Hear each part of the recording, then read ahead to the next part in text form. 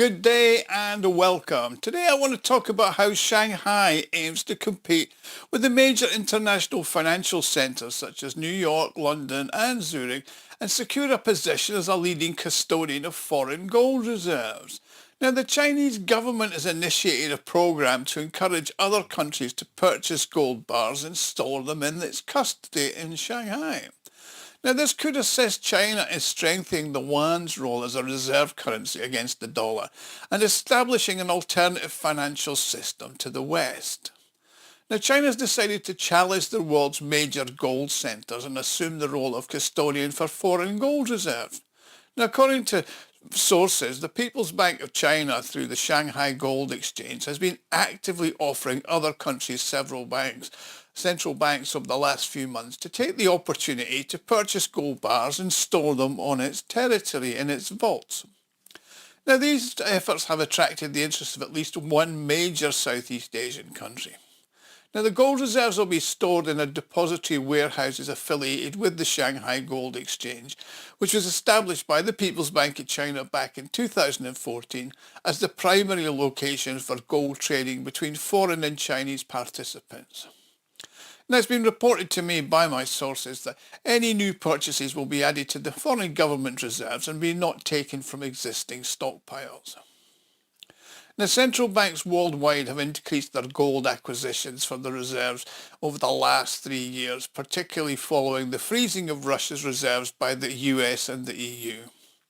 Now, historically, there's been 3 global centres: New York in the US, London in the UK and Switzerland, the gnomes of Zurich. Now, the main gold vaults are located at the Federal Reserve Bank of New York, the Bank of England, plus the commercial banks in Zurich. Now, before I continue, many of you watching do not subscribe, so please hit the subscribe button now and join our community. Hit the alert bell so you get notified when I post a new video. Plus, if you want to support me, you can donate using the thanks button at the bottom right hand side of the screen or by clicking on the Buy Me a Coffee link in the credits. All donations gratefully received. Now, the United States allegedly holds over 8,000 tonnes of gold, including supposedly over 4,500 tonnes at Fort Knox, while the Bank of England vaults are said to hold over 5,000 tonnes of global reserves, worth about 600 billion. Switzerland allegedly has just over 1,000 tonnes. Now, New York's status as the preeminent gold trading centre was solidified in the aftermath of World War II. Now, this was primarily due to the fact that the US was not subject to any form of attack on its mainland. Its economy was thriving and the dollar emerged as the predominant reserve currency following the establishment of the Bretton Woods Agreement in 1944. Then many countries began storing their gold in the US vaults as a guarantee of its security.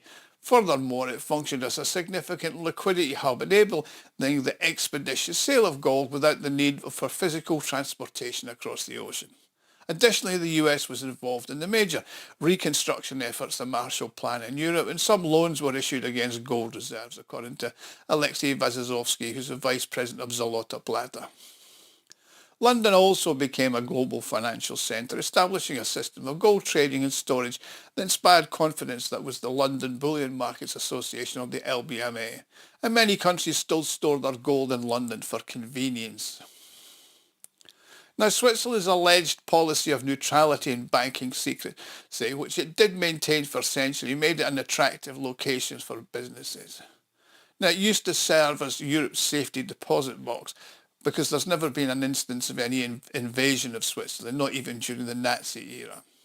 Moreover, it's well documented that the Nazis themselves stored their gold in Switzerland. Despite this and the subsequent Nuremberg trials, which led to the condemnation of fascism, the gold was not returned, and it was understood that the gold from the Nazi regime is still in Switzerland, but the Swiss refused to admit it. Additionally, Switzerland's home to 4 of the world's major gold refineries that process gold and purify it to 999.9 standard. However, there's an increasing trend of countries returning their gold to their own territories as they've gradually lost trust in these international centres and their politicians. Now, the case of the confiscation of Russian reserves cases A case demonstrates that your assets, including your gold reserves, if they're held outside your country, can be seized and confiscated at any time.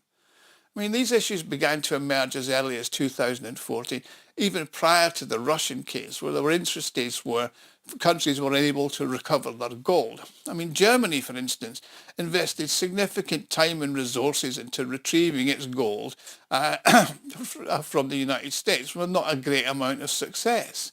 Now, the most striking example of expropriation is Venezuela, which stored its gold in London. Following a change in government that was not to the satisfaction of the Americans and the British, they just seized the Venezuelan gold and wouldn't return it. I mean, Venezuela is still trying unsuccessfully to get its gold back through the courts.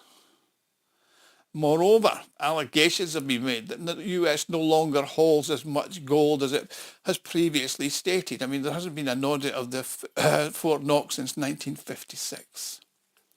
In 2009, the press reported that the US had sold 70 tons of gold bars to China, which were found to be made with tungsten and coated with gold. In 2012, a similar situation occurred in the US itself. Now, I'm not quite sure whether the taste for tungsten or whatever is but its status in the world of luxury as opposed to gold, but it's still a bit of a fraud.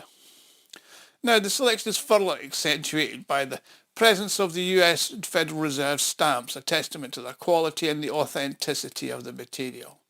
Now, in February 2025, the US President Donald Trump announced his intention to conduct an audit of US gold reserves. Elon Musk, who was involved in the government under the Doge scheme, had planned to live stream this inspection. However, that never actually happened, and I can't help but wonder why. Now, while I'm not aware of any US vaults that currently hold tungsten and not gold, I wouldn't be surprised if there were. I mean, while there's a strong possibility of gold deposits, a detailed reconciliation of the reserves and liability might actually reveal certain things that they don't want us to know. Hence, they'll keep it hidden. I mean, for example, gold is collateralized for certain loans or swap transactions, and when the gold owner uses it in exchange for yuan or another country, the gold is subsequently returned to its original state. While audits of the largest gold vaults in the US and UK are certainly necessary, it's imperative to note that no external auditors are permitted within these facilities, so we have to take their word for it. Now, this naturally has a negative effect on the trust placed in gold storage on their premises. Now, in the context of gold storage, it's interesting to note that many countries do not store their gold with them. Instead, they loan it out to other countries for safekeeping. The reason for that is simple. Not all countries have the exercise-free policies, including economic ones, so it does, or it did, seem to be an attractive way to do it. I mean, the United States previously got it through significant foreign investment, including in the form of loans.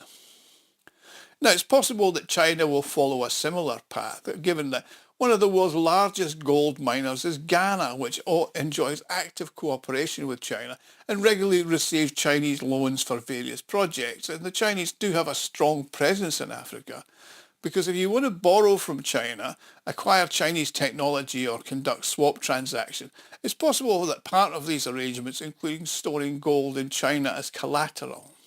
So that could be a possible mechanism. Now, let's look at what are China's motivations for aspiring to become a gold reserves hub. Well, it's part of the country's strategy to reduce its reliance on the dollar. Now, the more gold a country possesses, the more confidence there is in its currency. So what are the key factors that have led to the dollar's emergence as a reserve country and used in 70% of global trade? Well, it's supported allegedly by the world's largest gold reserves of more than 8,000 tons. And if China's going to challenge the US, it needs to do so in all of these areas: economics, industry, finance, and gold. Now, in order to establish the yuan as the world's leading reserve currency, first China must accumulate a significant amount of gold and establish a substantial and liquid debt market. Well, I think it's already got the 8,000 tons, by the way. So currently, China lacks a government debt market similar to what the US treasuries are. Now, the US boasts both the largest gold reserves and the most reliable and liquid treasury bond market. So it's recommended that if China follows suit, it will work. Now, in regard to Russia, given the experience of 2022, it's improbable that Russia would become involved with China on gold, even if they think it's a good idea. I mean, Russia's got no requirement to participate in this Chinese initiative. Instead, it just increases the share of gold in its reserves from the current 30 to 40, 50% by buying its own in-country produced metal. I mean, Russia's currently the world's second largest gold producer and soon to be the first, mining over 330 tons per year. I mean, Russia's now self-sufficient, financially solvent, and it doesn't fear any potential sanctions. But I think China will find its gold clients in Africa, Southeast Asia, countries like Vietnam, Indian subcontinent, Pakistan, and other countries that actively cooperate with it and receive loans. Now, the global trend of central banks are increasing their gold holdings, and that's going to continue. I mean, China itself once had over $1 trillion in US government treasuries, but it's cut that investment by a third to less than $700 billion. A proportion of the capital is being converted into gold. So this frantic demand, coupled with the external uncertainty, is allowing gold to set new price records every week. I mean, the value of gold has increased rapidly to $3,800 an ounce. Dollars per ounce, and it's anticipated that it will reach $4,000 per ounce by the end of the year. Plus, forecasts from Goldman Sachs say that between $4,500 and $5,000 next year. So amid the rising value of the dollar and the weakening of the ruble-dollar exchange rate, the ruble price of gold is also rising, and it's worth noting that there are records here too. I mean, the ruble price has now broken through 10,000 rubles per gram threshold, and that's unprecedented. By the end of the year, it could be 12 to 13,000 rubles per gram, possibly getting up to that situation. Anyway, so that's the situation with Russia, China, and gold. So thanks for watching, and I'll see you all again soon. Thank you.